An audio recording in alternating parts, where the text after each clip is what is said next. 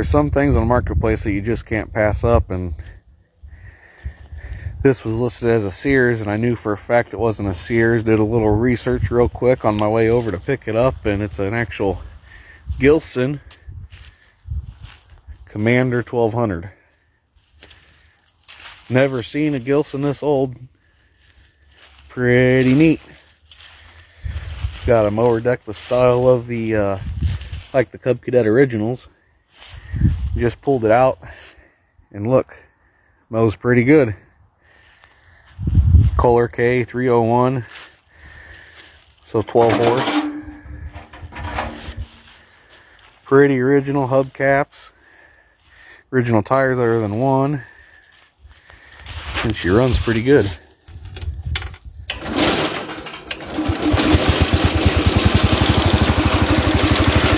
Sure don't make mowers like this anymore, TikTok.